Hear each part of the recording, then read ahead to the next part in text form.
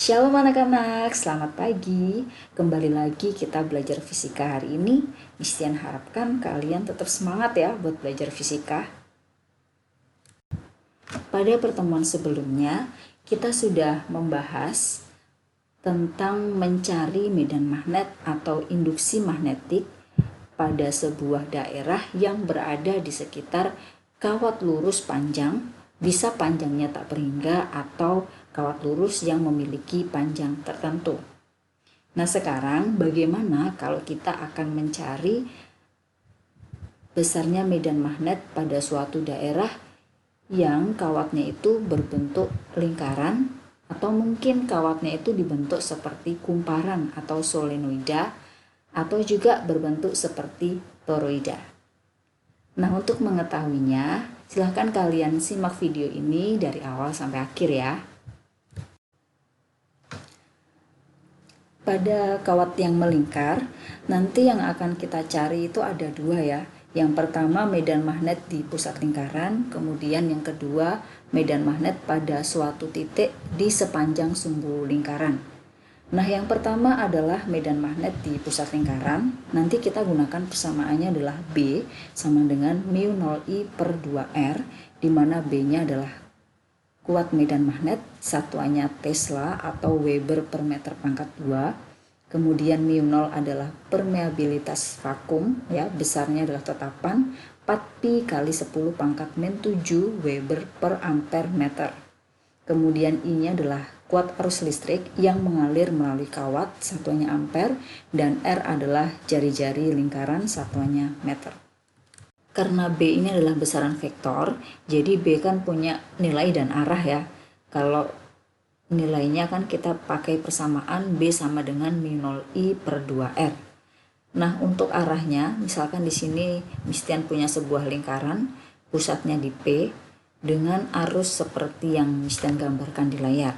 Nah, sekarang bagaimana untuk mencari arah dari B-nya? Untuk mengetahuinya, mari kita simak video berikut ini. Untuk menentukan arah medan magnetnya, sama ya, kita gunakan kaidah tangan kanan. Nah, sekarang yang berbeda adalah arah I ini kita tentukan dengan arah 4 ibu jari. Jadi 4 ibu jari kita adalah arah I, kemudian jempol kita itu menyatakan arah medannya. Jadi arahnya bisa searah jarum jam atau arahnya juga bisa berlawanan arah jarum jam.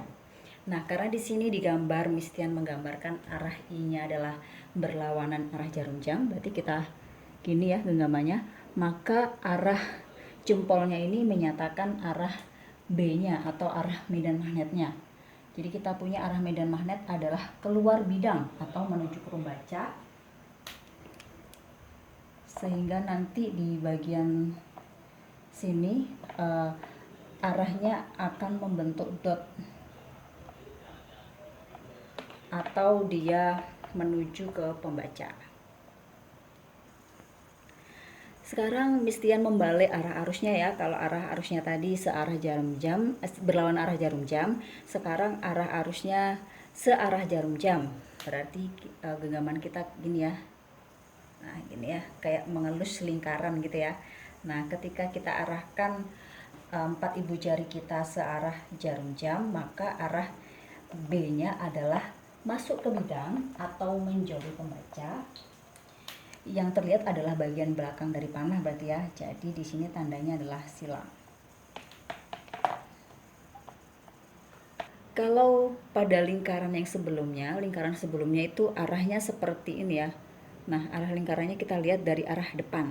Nah, sekarang yang Mistian gambarkan ini arah lingkarannya itu adalah dari arah samping. Nah, seperti ini ya. Makanya bagian depan lingkaran ini Mistian gambarkan dengan garis lengkung yang utuh, sedangkan bagian belakangnya ini dibuat garis putus-putus. Nah, bagaimana menentukan arah medan magnetnya? Sama ya, kita gunakan kaidah tangan kanan. Ini tangan kanan kita. Ya, jadi 4 ibu jari ini adalah arah I-nya sama seperti tadi. Kemudian jempolnya itu adalah medan magnetnya. Jadi kita mengelus lingkarannya seperti ini, seperti mengelus lingkaran dari arah depan gini ya. Nah, ini kalau dari sini Kalau ini isolasinya adalah lingkaran tadi yang kita lihat dari bagian samping, nah kita seperti mengerus lingkaran seperti ini. Nah, sehingga arah B-nya kita itu adalah ke arah atas, ya kan, nih jempolnya ke arah atas. Berarti kalau kita gambarkan di sini, B-nya di sini arahnya adalah ke atas. Nah, sekarang kalau misalkan Mistian balik arahnya, ini enggak ke kanan tapi ke kiri. Arah I-nya ke kiri ya. Nah, kalau misalkan arahnya ke kiri, maka kita balik. Kita balik seperti ini. Jadi jempol kita sekarang ke arah bawah, sehingga B-nya itu bukan ke atas, tapi B-nya ke arah bawah.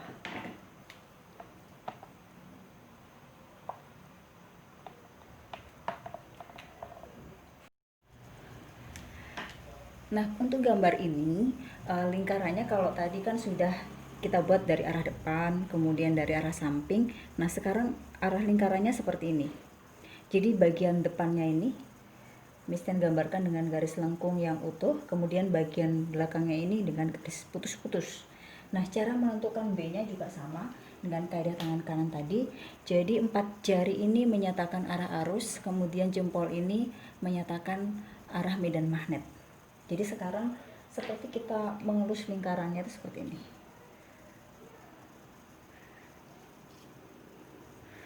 Kita elusnya seperti ini ya. Nah, jadi kita punya seperti ini, berarti arah B-nya adalah arah jempolnya itu ke arah kanan. Sehingga arah B-nya di sini adalah ke arah kanan.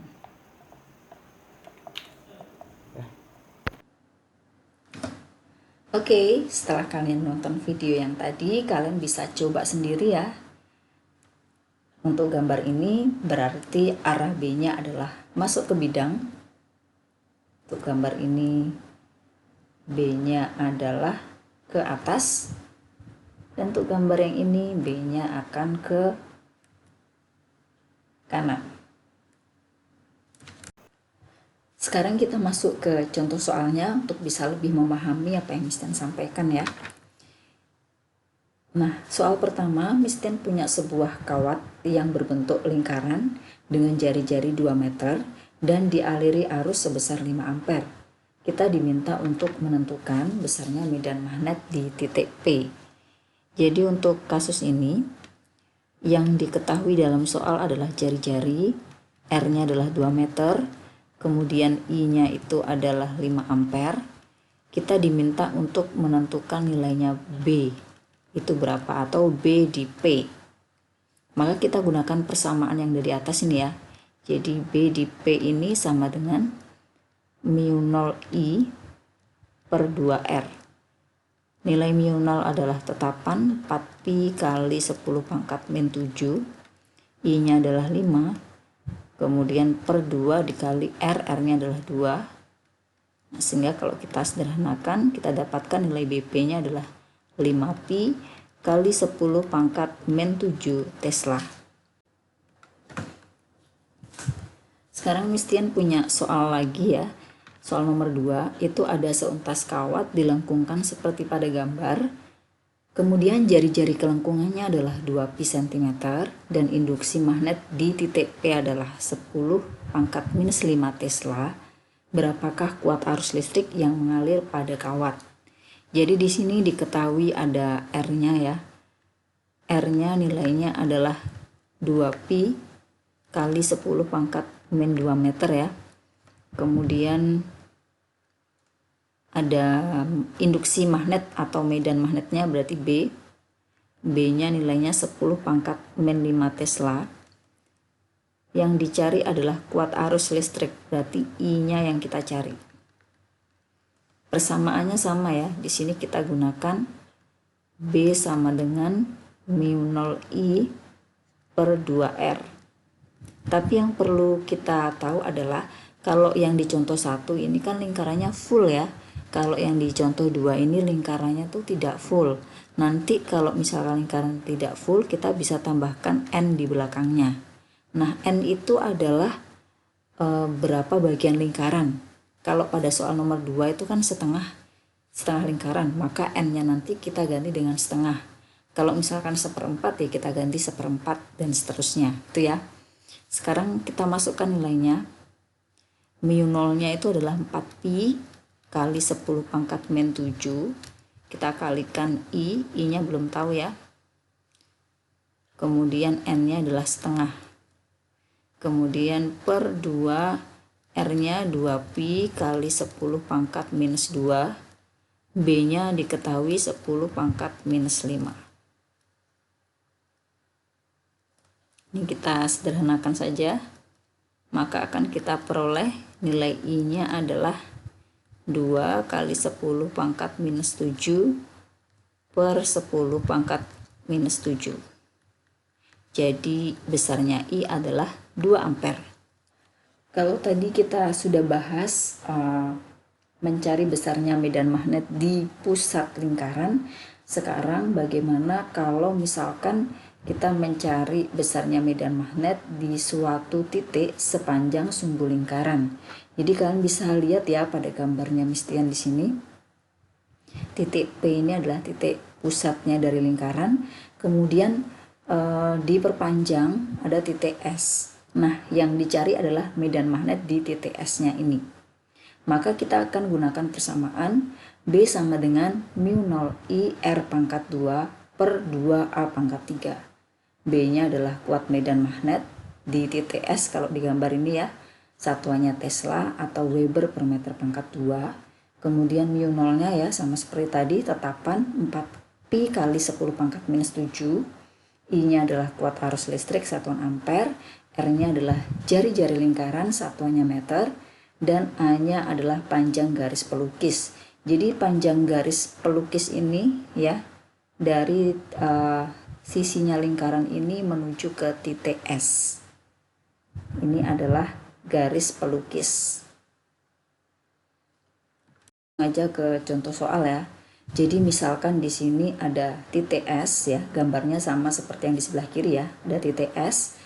Nah, titik S ini berjarak 4 cm pada sepanjang sumbu dari pusat kawat. Jadi dari titik P ke S di sini 4 cm.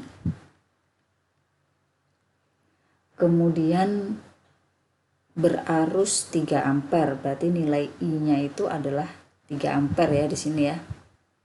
Nilai I-nya 3 ampere.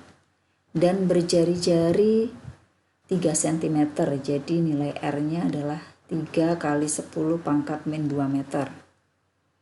Yang ditanya adalah berapa besar dan arah induksi magnet di titik S tersebut. Nilai BS-nya ya, atau nilai medan magnet di titik S-nya itu berapa Tesla. Kita gunakan persamaan yang di atas itu, jadi nilai B itu adalah mu 0 I R pangkat 2 per 2A pangkat 3.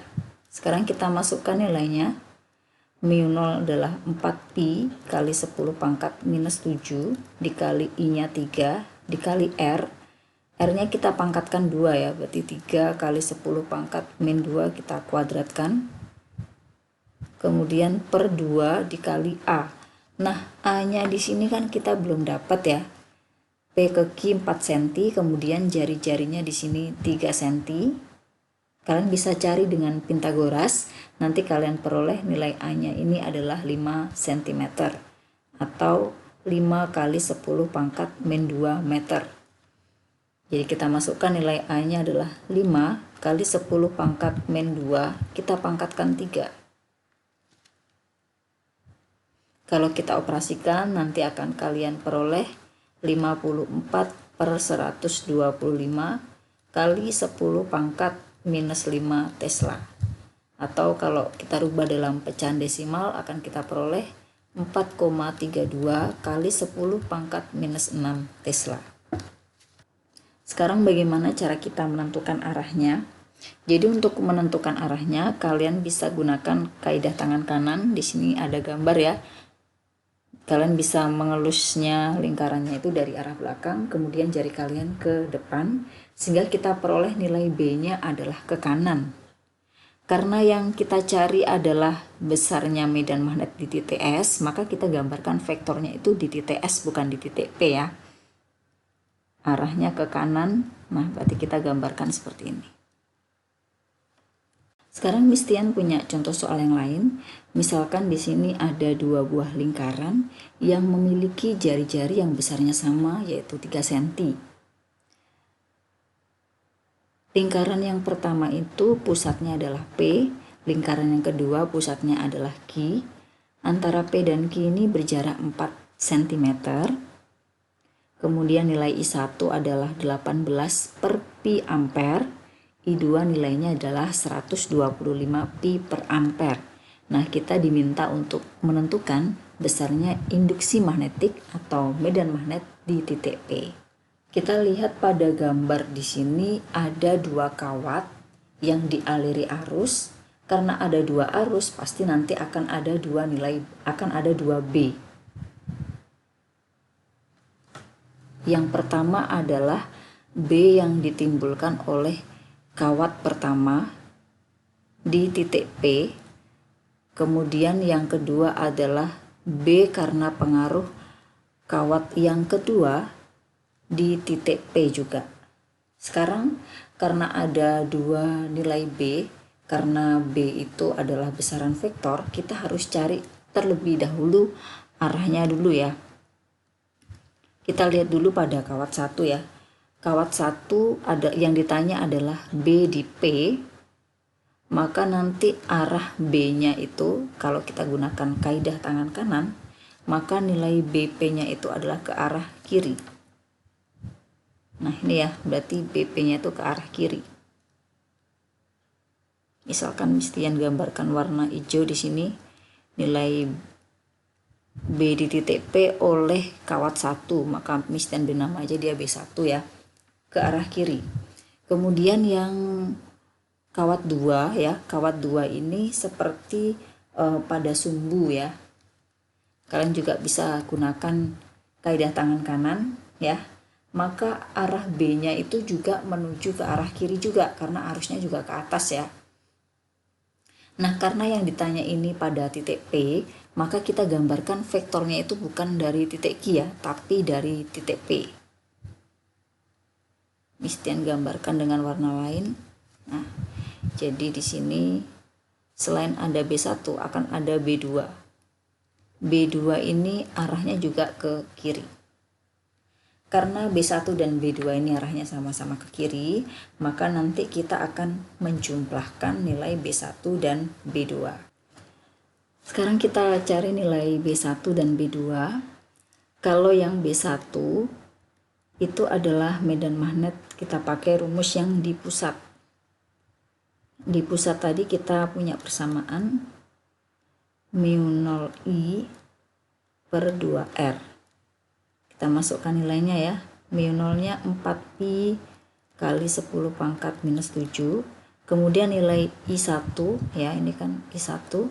I1-nya 18pi. 18 per pi. Kemudian per 2 dikalikan R, R-nya 3 cm, kita rubah ke meter, berarti 3 kali 10 pangkat minus 2. Nah, kita bisa sederhanakan ya, bisa kita coret. Kemudian di sini 6, 2, berarti kita punya nilai B1-nya adalah 12 kali 10 pangkat minus 5 Tesla. Kalau sudah kita cari nilainya B2 sekarang. Yang B2 itu kita pakai yang di sumbu ya. Karena di sini lingkaran 2-nya di sini, yang ditanya itu adalah titik P. Berarti mencari medan magnet di sepanjang sumbu. Kita tadi punya persamaan μ0I, R-nya kita pangkatkan 2, kemudian per 2 A-nya kita pangkatkan 3. Sekarang kita masukkan μ0-nya adalah 4pi kali 10 pangkat minus 7 kali I-nya sama, I-nya besarnya 125 per pi. Kemudian R-nya, jangan lupa R-nya di sini kita kuadratkan ya. Berarti kita kalikan 3 kali 10 pangkat minus 2 dikuadratkan per 2 dikalikan A. Nah, nilai A-nya kita belum tahu, kita harus cari ya. Di sini kan siku-siku. Nah, ini kalau kita perpanjang seperti ini, dari titik P ke garis singgung lingkaran ini adalah A ya. Maka A-nya ini kalau kita pakai Pitagoras ya, akar dari 4 kuadrat plus 3 kuadrat, kita akan peroleh 5 cm. Jadi di sini kita kalikan 5 kali 10 pangkat minus 2, kita pangkatkan 3.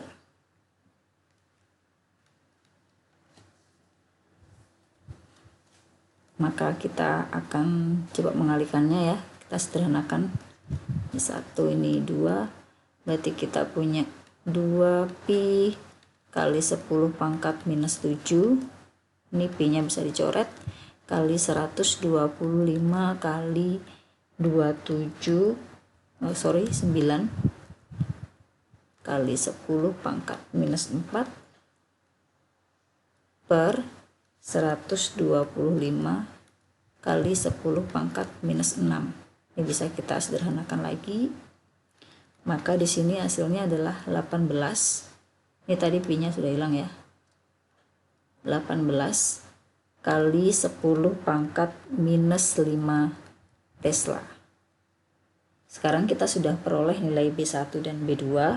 Maka untuk mencari B di P, kita tinggal menjumlahkan aja ya. Berarti sama dengan B1 ditambah B2. 12 kali 10 pangkat minus 5. Kita tambah dengan 18 kali 10 pangkat minus 5. Jadi hasilnya adalah 30 kali 10 pangkat minus 5 Tesla. Atau 3 kali 10 pangkat minus 4 Tesla. Sekarang kita akan membahas tentang besarnya medan magnet pada sebuah solenoida. Jadi solenoida itu adalah sebuah kawat yang berbentuk kumparan atau kawat yang dibuat melilit seperti gambar yang ada di bagian paling bawah, yang memiliki diameter lebih kecil dibandingkan dengan panjang kumparannya. Jadi seharusnya ini diameternya kecil ya, tapi untuk memudahkan Mistian menggambar, Mistian buatnya agak sedikit lebih besar. Nah, apabila dialiri arus listrik, maka kumparan tersebut akan menjadi medan listrik. Nah, solenoida ini biasanya dimanfaatkan pada bel listrik, kemudian ada pintu otomatis, dan untuk menggerakkan robot juga banyak lagi. Nanti kalian bisa browsing sendiri ya pemanfaatannya. Untuk mencari besarnya medan magnet pada solenoida, itu bisa kita cari medan magnet di pusat atau yang ada di ujung kumparan atau di pusat kumparan. Nah, untuk medan magnet di pusat kumparan, kita gunakan persamaan μ0I per L, μ0IN per L. Kalau di ujung kita gunakan persamaan μ0IN per 2L, di mana B-nya adalah kuat medan magnet, μ0-nya adalah 4pi kali 10 pangkat min 7, I-nya kuat arus listrik, N-nya banyak lilitan, dan L adalah panjang dari solenoida atau panjang kumparannya. Sebelum kita masuk ke contoh soalnya, Mistian jelaskan terlebih dahulu arah medan pada solenoida ya. Jadi pada solenoida ini, ketika kumparan ini dihubungkan dengan sumber tegangan, maka akan timbul arus ya di sini ya. Nah, di sini kumparannya ada yang Mistian gambar dengan garis lengkung yang utuh, ada yang putus-putus. Kalau lengkung tuh artinya letaknya di depan, kalau putus-putus berarti letaknya ada di belakang ya. Jadi kalau kita lihat arusnya ini ke belakang kemudian baru ke depan. Nah, berarti arahnya seperti ini. Ini adalah arah dari arusnya, berarti arah arusnya itu ke atas. Nah, kita nanti bisa gunakan kaidah tangan kanan ya. Karena arah arusnya ke atas, berarti nilai B-nya nanti akan ke kiri, ke sebelah kiri. Itulah arah B-nya. Atau nanti karena di sini tadi misalnya sebutkan bahwa kumparan akan bertindak sebagai magnet, ya, karena B-nya ke kiri itu artinya di sini utara, di sini selatan. Jadi arah jempol itu menunjuk ke arah dari utara ya. Kalau misalkan jempolnya nanti ke arah kiri, berarti utaranya ada di sebelah kiri. Contoh soalnya, suatu solenoida panjangnya 1 meter dan jari-jari rata-rata 3 cm memiliki 100 lilitan kawat. Solenoida tersebut dialiri arus 5 ampere. Tentukan besar induksi magnet di pusat solenoida dan di ujungnya. Dari soal di sini diketahui kalau panjangnya di sini 1 meter. Kemudian ada jari-jari rata-rata itu karena mungkin waktu menggulungnya kan ada yang nggak sama ya, tapi rata-rata itu 3 cm. Jadi kita tuliskan saja nilai R-nya ini 3 cm, ini sama dengan 3 kali 10 min 2 meter. Kemudian memiliki 100 lilitan kawat, berarti N-nya adalah 100 lilitan. Dialiri arus 5 ampere, berarti I-nya adalah 5 ampere. Kita diminta mencari induksi magnet atau nilai B-nya itu berapa. Tapi di sini ditanya ada dua, ada di pusat dan di ujung. Untuk yang A, kalau misalkan B di pusat, kita tadi pakai persamaan mu0 IN per L. Kita masukkan nilainya ya. mu0-nya adalah 4pi kali 10 pangkat min 7. I-nya adalah 5, N-nya 100, dan L-nya adalah 1 ya. Maka kalau kita hitung, kita peroleh nilainya adalah 2pi kali 10 pangkat minus 4 Tesla. Kemudian yang B adalah B di ujung. Kalau di ujung hampir sama ya, hanya di bawahnya yang beda. mu0 I N bukan L tapi per 2L. Jadi kita punya 4pi kali 10 pangkat min 7 kali 5 kali 100 per 2 kali 1. Ini ya. Sama dengan nilainya nanti pi kali 10 pangkat min 4 Tesla. Selanjutnya adalah mencari medan magnet pada toroida. Toroida itu adalah sebuah solenoida atau sebuah kumparan yang dilengkungkan sehingga membentuk sebuah lingkaran. Seperti pada gambar, salah satu contoh pemanfaatannya adalah untuk mengangkat barang-barang bekas yang terbuat dari logam. Rumusnya kalau mencari medan magnet di pusatnya toroida itu adalah mu0 IN per 2pi kalikan R efektif. mu0 sama ya, 4pi kali 10 min 7, I-nya adalah kuat arus listrik, N-nya adalah banyak lilitan, kemudian R efektif. Nah, R efektif di sini adalah jari-jari efektif. Jadi jari-jari efektif itu, sini Mistan tuliskan ya, R efektif. Kalau kita lihat di gambarnya Mistan ini, di sini ada R1. Nah, di sini R1 dan di sini ada R2. Jari-jari efektif ini adalah penjumlahan R1 ditambah R2 dibagi 2. Inilah R efektif. Nah, sekarang kita masuk ke contoh soalnya ya. Contoh soalnya misalkan di sini ada toroida memiliki jari-jari efektifnya 20 cm. Dialiri arus sebesar 0,8 ampere. Terus lilitannya tuh 50 lilitan. Kita diminta menentukan besarnya induksi magnetik pada toroida 8 ampere dan N-nya ini adalah 50 lilitan. Kita diminta mencari besarnya B. Jadi kita langsung pakai aja ya rumus yang di atas ini ya. B yang ada di pusat ini sama dengan mu0 I. mu0-nya adalah 4pi kali 10 pangkat minus 7. Kemudian nilai I-nya 0,8. N-nya adalah 50 per 2pi kali R efektif ya. Ini udah diketahui R efektifnya ini 20 kali 10 pangkat minus 2. Oke, kita bisa sederhanakan. Yang terakhir pada pertemuan hari ini kita akan belajar tentang flux magnetik. Jadi flux magnetik itu adalah banyaknya garis gaya magnet yang menembus bidang secara tegak lurus. Di sini kita pakai persamaan flux magnetik sama dengan BA cos theta. Nah, flux magnetik ini memiliki satuan Weber ya, atau disingkat WB. Di sini Weber, kemudian B-nya adalah induksi magnetik atau medan magnet, satuannya adalah Tesla. Kemudian A-nya adalah luas bidang, satuannya meter pangkat 2, dan T itu adalah sudut yang dibentuk antara induksi magnetik atau arah medan magnetnya dengan arah normal dari bidang. Jadi arah normal itu yang warna biru ini, kalau kalian lihat di gambar ya. Kemudian yang merah ini adalah B-nya. Jadi di sini B-nya, ini normalnya di sini ya. Maka theta ini adalah sudut yang dibentuk antara normal dengan B-nya. Kalau yang ada di sebelah kiri berarti dia berhimpit, maka nilainya adalah 0 ya. Cos 0 adalah 1, sehingga untuk gambar yang sebelah kiri ini fluxnya ini sama dengan B dikalikan A, karena nilai tetanya sama dengan 0. Contoh soalnya, sebuah bidang A mempunyai rapat fluxnya 8 kali 10 pangkat min 4 Tesla, kemudian luasnya adalah 40 cm pangkat 2, dan arah medan magnetiknya adalah 60 derajat.